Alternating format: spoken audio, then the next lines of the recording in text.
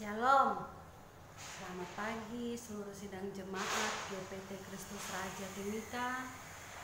Dan shalom, selamat pagi bagi seluruh umat Tuhan dimanapun Anda berada, yang mungkin saat ini sedang menyaksikan siaran ini. Kami akan beribadah dengan singkat.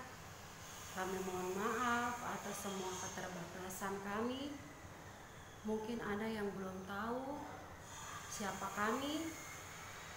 Kami adalah suami istri gembala sidang dari gereja Pantai Kosta Tabernakel Kristus Raja yang berada di Timika, tepatnya di Jalan Gorong-Gorong. Kami melakukan ibadah ini di dalam ruangan isolasi, ruangan elang, RSUD Umum Timika. Kami suami istri dinyatakan positif COVID-19 semenjak tanggal 8 April. Dan kami dibawa ke rumah sakit 8 April, namun kami mendapat hasil bahwa kami positif tanggal 11 April.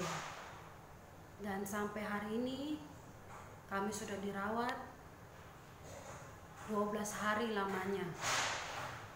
Puji Tuhan, karena doa dari seluruh sidang jemaat, doa dari semua hamba-hamba Tuhan seluruh Indonesia, bahkan keluarga, anak-anak, cucu semua yang selalu mendoakan kami, mensupport kami, menyemangati kami, bahkan dokter, suster, mantri yang selalu memberikan kami semangat, motivasi untuk tetap bangkit. Puji Tuhan, kami sudah lewati masa-masa kritis berkat semua doa, campur tangan Tuhan dalam kehidupan kami. Sudah berapa hari ini kami sudah tidak minum obat kloroquine dan obat-obat yang lain sudah dikurangi. Namun kami masih menunggu hari di mana tepat 10 hari kami minum obat antivirus.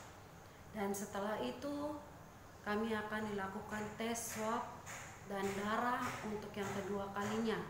Untuk yang pertama kalinya setelah kami positif, kami tetap mohon dukungan doa dari hamba-hamba Tuhan, seluruh sidang jemaat, umat Tuhan dimanapun Anda berada, yang rindu mendoakan kami, menopang kami dalam doa. Kami sangat membutuhkannya, supaya pada tes pertama nanti, kami berdua bisa dinyatakan sama-sama negatif, dan berikutnya akan ada tes ketiga. Harus ada 2 kali negatif baru kami boleh dinyatakan bersih dan kembali ke sidang jemaat, kembali ke keluarga, kita beribadah menyembah Tuhan bersama-sama seperti sedia kala. Kami juga tetap mohon dukungan doa bagi semua yang ada di dalam ruangan elang ini, supaya kami semua boleh pulang berkumpul kembali dengan keluarga dan sidang jemaat. Kami akan beribadah dengan segala keterbatasan kami. Bahkan Bapak Gembala masih harus tetap pakai oksigen di hidung, dikarenakan Bapak akan berkhotbah dan menghindari terjadinya sesak nafas lagi. Karena walaupun Bapak sudah oksigennya sudah turun sampai ke 4, namun tidak bisa langsung ke 0, karena dokter bilang paru-paru harus bisa beradaptasi. Jadi sidang jemaat, bahkan umat Tuhan dimanapun Anda berada, yang saat ini mengikuti ibadah kami, saudara boleh menyiapkan perjamuan suci saudara sendiri, roti dan anggur. Mungkin di rumah saudara hanya ada roti dan sirup dalam rasa apapun, itu tidak menjadi masalah atau penghalang untuk kita bisa menikmati perjamuan kudus. Karena yang kita junjung tinggi, kita imani, kita percaya bahwa yang kita tinggikan adalah tubuh dan darah Kristus yang bermanifestasi dalam tubuh kita. Kita beriman bahwa kita menjunjung tinggi darah Yesus, tubuh Kristus yang sanggup memulihkan, bahkan menyembuhkan kehidupan kita semua. Selamat menikmati. Tuhan Yesus memberkati. Puji Tuhan. Kita akan nyanyikan satu pujian untuk mengawali ibadah kita di pagi hari yang indah ini. Saya sekali lagi kepada seluruh sidang jemaat GPT Kristus Raja Gorong-Gorong di tempat pekerjaan, bahwa persoalan masalah krisis yang terjadi hari ini tidak akan memisahkan kita dari kasih Allah. Dimanapun kita berada, yang penting kita beribadah kepada Tuhan. Entah di rumah-rumah, di tempat pekerjaan, kita berhubungan dengan Allah. Di hari Minggu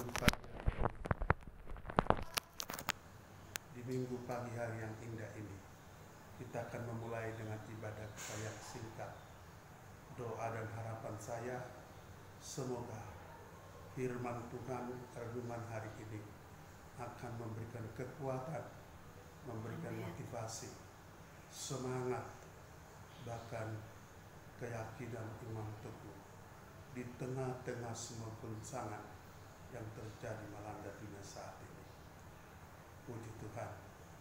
Kita akan nyanyikan satu pujian, kita akan berdoa. Kami memujikan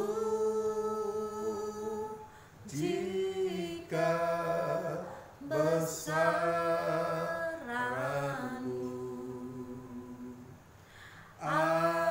ajaib Tuhan,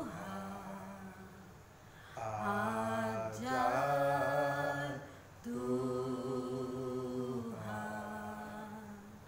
Kami memujikan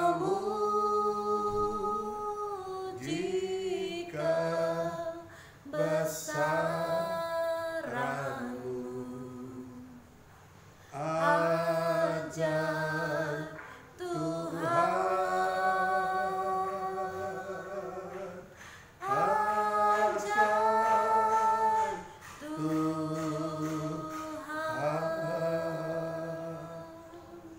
Kita berdoa. Bapa kami di sorga, di dalam nama Tuhan Yesus Kristus, Allah yang hidup dan berkuasa, pagi ini di minggu hari ini kami menaikkan pujian dan syukur atas segala kebaikan kemurahan Tuhan bagi kami sekalian di tengah-tengah cobaan hidup. Tetapi Tuhan berikan kami waktu kesempatan untuk kami beribadah kepada Tuhan di rumah-rumah kami, di tempat di mana kami berada. Kami menyerahkan jemaat Tuhan sedang saat ini di rumah masing-masing. Jika sementara mengikuti siaran ini, semoga Tuhan memberkati. Bagi yang tidak sempat mendengar atau mengikuti siaran ini, Tuhan kuatkan hati mereka supaya di lain kesempatan mereka juga dihiburkan oleh Tuhan.